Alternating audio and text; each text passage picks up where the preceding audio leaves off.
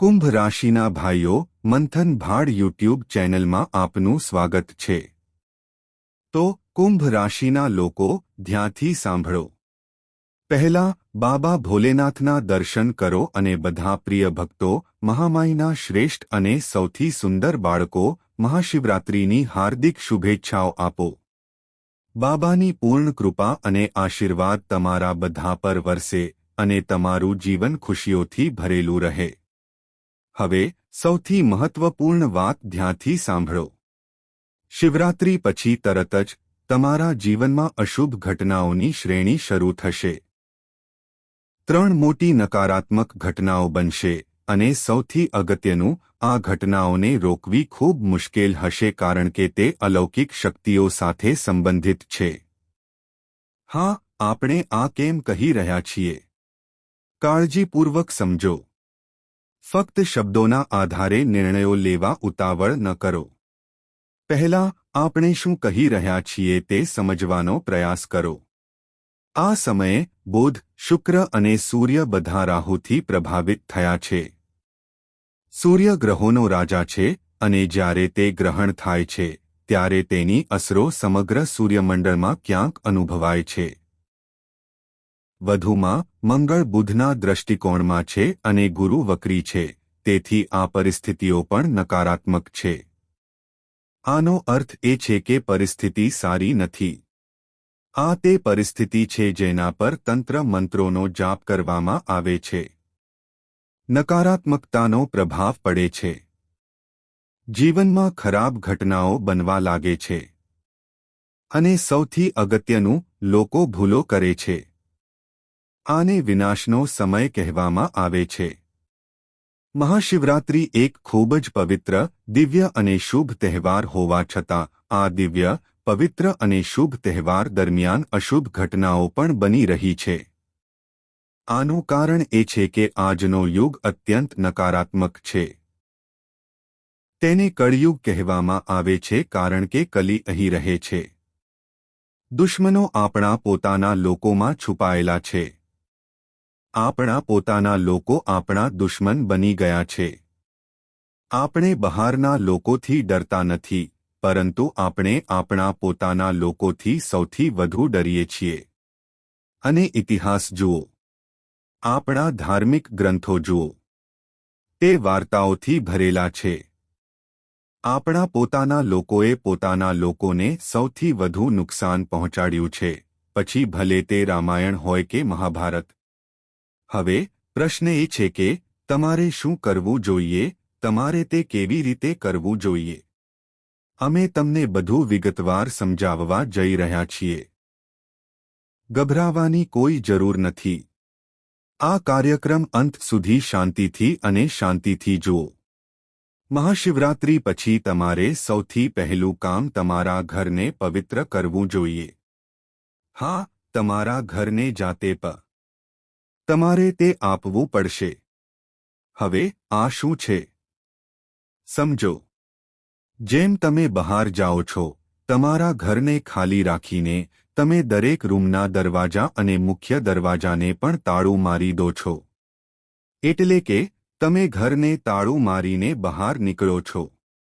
તમે ઘરને એવી રીતે બાંધો છો કે બહારથી કોઈ નકારાત્મક કે દુષ્ટ વ્યક્તિ તમારા ઘરમાં પ્રવેશી ન શકે। તેવી જ રીતે તમારા ઘરમાં થતી શક્તિઓના વિનિમયને રોકવા માટે તમારે તમારા ઘરને તાળું મારવું પડશે। તમારે તેને જાતે બાંધવું પડશે। આ એક પવિત્ર બંધન હશે। તે મહામાઈની દૈવી શક્તિને તમારા જીવનમાં લાવશે અને ખૂબ જ શક્તિશાળી બંધન હશે। તે વૈદિક પદ્ધતિ પર આધારિત હશે। અમે તમને આ કાર્યક્રમના અંતે આ બંધનની સંપૂર્ણ પદ્ધતિ જણાવીશું। તે શીખવાની ખાતરી કરો, નહીંતર તમે મોટી મુશ્કેલીમાં મુકાઈ જશો। અમે જાણીએ છીએ કે આ સમયે તમારા જીવનમાં કોઈ પણ પરિસ્થિતિ સારી નથી।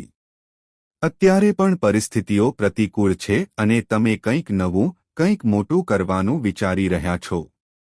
તમે મુશ્કેલીઓમાંથી બહાર નીકળવાનો માર્ગ શોધી રહ્યા છો।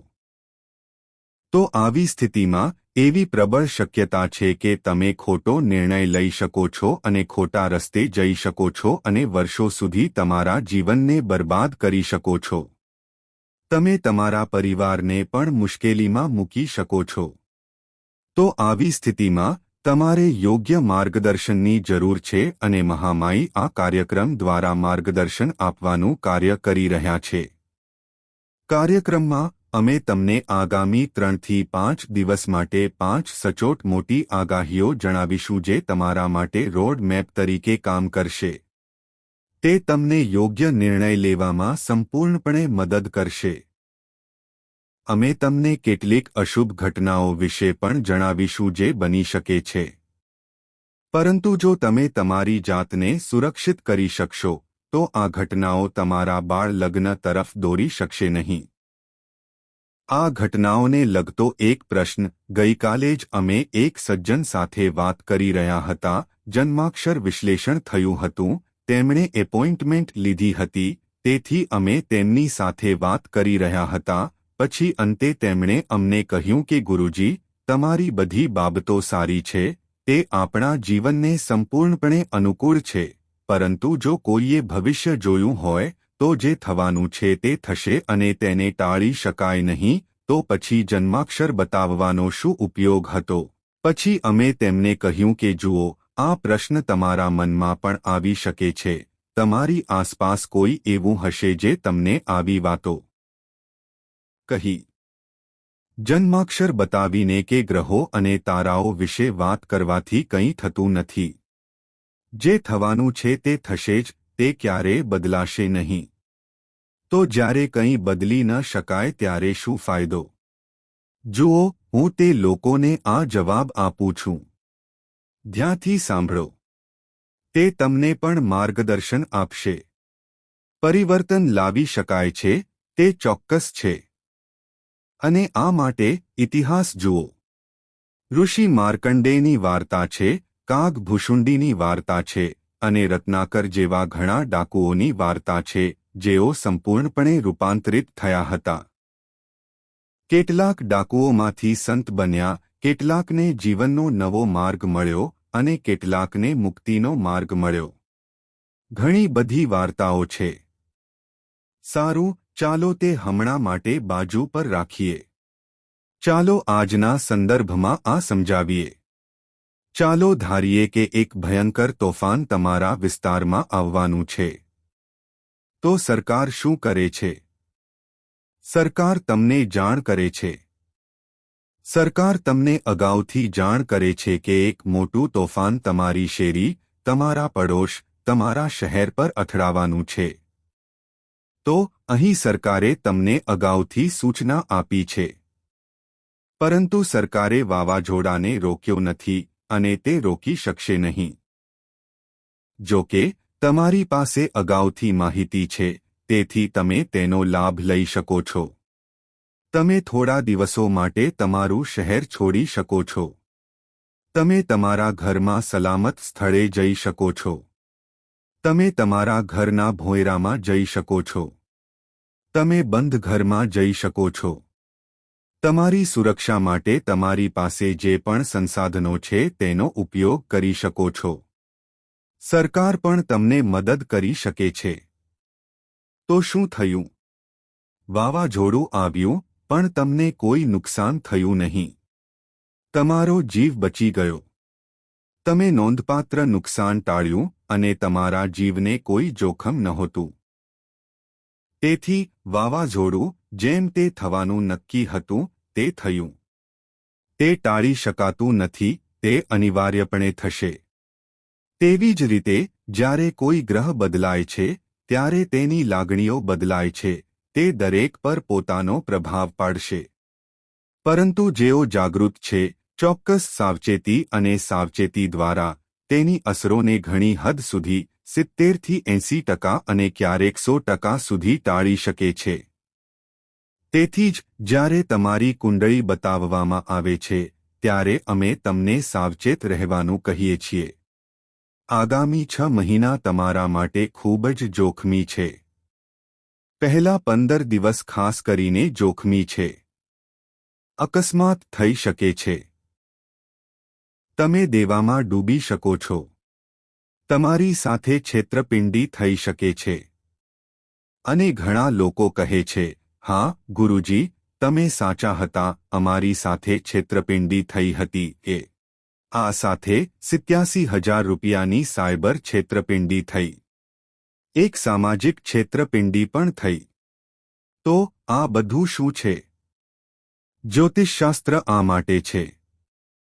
જ્યોતિષ ભવિષ્યનું સર્જન કે પરિવર્તન કરતું નથી. જ્યોતિષ ફક્ત ભવિષ્યના સંકેતો આપે છે અને તમને બચવાની પૂરતી તક આપે છે. તમે કદાચ સમજી ગયા હશો કે હું શું કહી રહ્યો હતો. જો તમે ન કહ્યું હોય તો ઠીક છે. ભગવાન તમારા સ્વામી છે. હવે અહીં ધ્યાનથી સાંભળો. હું તમને એવા સૂત્રો કહેવા જઈ રહ્યો છું જે ભગવાન શિવને ખૂબ પ્રિય છે અને તમારા જીવનમાં તમારા મુક્તિના પરિબળો બનશે. આ પણ શીખો. આ કાર્યક્રમ અત્યંત મહત્વપૂર્ણ છે. જ્યોતિષ જ્ઞાન ફક્ત ગણિતથી ભરેલું નથી, તે ધર્મ, આધ્યાત્મિકતા અને ચેતનાના જાગૃતિથી પણ ભરેલું છે. તેને જોવું ખૂબ જ મહત્વપૂર્ણ છે. ચાલો મહામાઈને યાદ કરીએ. પહેલા માઈના દર્શન કરીએ. પછી લખો, જય માં ભદ્રકાળી. કૃપા કરીને આશીર્વાદ આપો. હું તમને શ્રી યંત્ર વિશે કહીશ. નહીં તો તમે પછીથી કહેશો કે તમને ખબર નહોતી. મહાશિવરાત્રી પછી તરત જ શ્રી યંત્ર ઉપલબ્ધ થવાનું શરૂ થશે. તે લગભગ જાગૃત થઈ ગયા છે. અંતિમ સાધના મહાશિવરાત્રિની રાત્રે થશે. અંતિમ પૂજા, અંતિમ હવન, અગ્નિ વિધિ. અને તે પછી જાગૃત શ્રી યંત્ર, મહાન શ્રી યંત્ર, જે તમારા ઘરમાં ઉર્જાવાન અષ્ટલક્ષ્મીઓને સ્થાપિત કરવા સક્ષમ છે, તમારા માટે ઉપલબ્ધ રહેશે. જો તમે ઈચ્છો તો તમે તેમને ઓર્ડર કરી શકો છો. તેમની સંખ્યા ખૂબ જ મર્યાદિત છે. સંધ્યા સમાપ્ત થાય તે પહેલાં તેમને ઓર્ડર કરો. નહીંતર તમે પછીથી કહેશો, ગુરુજી, મને તે મળી શક્યા નહીં અને તે એટલું સરળ નથી. તેમાં એક લાંબી પ્રક્રિયા શામેલ છે, જેમાં દિવસો અને ક્યારેક મહિનાઓ પણ લાગે છે, કારણ કે ચોક્કસ સંખ્યામાં મંત્રો સુધી પહોંચવું આવશ્યક છે. ત્યારે જ તેઓ જાગૃત થશે. હું બધું વિગતવાર સમજાવી શકતો નથી, પરંતુ તમે સમજી શકો છો કે તે શું છે અને તે કેવી રીતે કાર્ય કરે છે. તેથી જો તમે ઈચ્છો છો તો તમે તેમને ઓર્ડર કરી શકો છો. હવે તે તમારા માટે ઉપલબ્ધ છે. ઠીક છે. વધુ માહિતી માટે અમે વિડિયોમાં ધામનો નંબર જાહેર કર્યો છે. તેમને કોલ કરો. તમને બધું કહેવામાં આવશે. પણ ફોન કરવાનો સમય સવારે 10 થી સાંજે 4 વાગ્યા સુધીનો રહેશે. હવે મધ્યરાત્રિએ ફોન કરશો નહીં તો તેઓ કહેશે કે ગુરુજી ફોન ઉપાડતા નથી. ઠીક છે. તમે અત્યાર સુધી બધું સમજી ગયા છો. હવે ચાલો આપણા મુખ્ય વિષય પર પાછા આવીએ. ચાલો 5 મોટી તેમની કુંડળી અને મહામાઈમાં બગલામુખીના વિશેષ આશીર્વાદના આધારે વિશ્લેષણ અને યોગ્ય ઉકેલ આપ્યો. તેમના જીવનમાં ચોક્કસપણે સકારાત્મક ફેરફારો આવ્યા છે. સમસ્યા ગમે તેટલી મુશ્કેલ હોય, તે ચોક્કસપણે ઉકેલાઈ ગઈ છે. હવે જો તમે પણ તમારા જીવનમાં કોઈ મોટી સમસ્યા, જેમ કે વધતા દેવા, વ્યવસાય અને કામમાં સ્થગિતતા, સંબંધોમાં ભારે તણાવ અને તમારું આખું જીવન નકારાત્મકતાથી ભરેલું હોય, તો આ યોગ્ય સમય છે કે તમે કોઈ મહાન ગુરુ પાસેથી માર્ગદર્શન મેળવો અને તમારા જીવનમાં રહેલા અંધકારનો અંત લાવો અને દૈવી પ્રકાશ તરફ આગળ વધો. વિડિયોમાં આપેલા નંબરો પર તાત્કાલિક સંપર્ક કરો અને પૂજ્ય ગુરુદેવ દ્વારા તમારી કુંડળીનું વિશ્લેષણ અને ઉકેલ કરાવો. વિલંબ કરશો નહીં. તમારા દેવતાઓના આશીર્વાદથી આ તક તમારી પાસે આવી છે. તેને ચૂકશો નહીં. હમણાં જ કોલ કરો અને ગુરુદેવનું માર્ગદર્શન મેળવો. મહામાઈ તમને આશીર્વાદ આપે. આભાર. પ્રથમ, મહાશિવરાત્રી પછી તરત જ તમારે શું કરવાની જરૂર છે? પ્રથમ, મહાશિવરાત્રી પછી તરત જ તમારે તમારા ઘરને સીલ કરવાની જરૂર છે. આ યાદ રાખો. આગાહીઓની વાત કરીએ તો તમે કંઈક નવું અથવા કંઈક મોટું કરવાનો પ્રયાસ કરી શકો છો. તમે તમારા વ્યવસાયિક જીવનમાં ફેરફાર કરવા માંગી શકો છો. કેટલાક નોકરી કરતા લોકો તેમની નોકરીમાં મોટા ફેરફારો કરવાનું વિચારી રહ્યા છે. તેથી આ સમય અને સમયગાળાને ધીમો રાખો. આ તમારા માટે અનુકૂળ નથી. આ સમયે મોટા નિર્ણયો અથવા ગંભીર નિર્ણયો ન લો. તેમને થોડા સમય માટે મુલતવી રાખો. વધુમાં, સૌથી અગત્યનું, આ સમયે કોઈ મોટું રોકાણ ન કરો. જેમ બને છે, ઘણા લોકો અમને પૂછે છે, ગુરુજી, આ સમય કેવો છે? કૃપા કરીને અમને કહો. અમે એક નવો પ્રોજેક્ટ શરૂ કરવાના છીએ.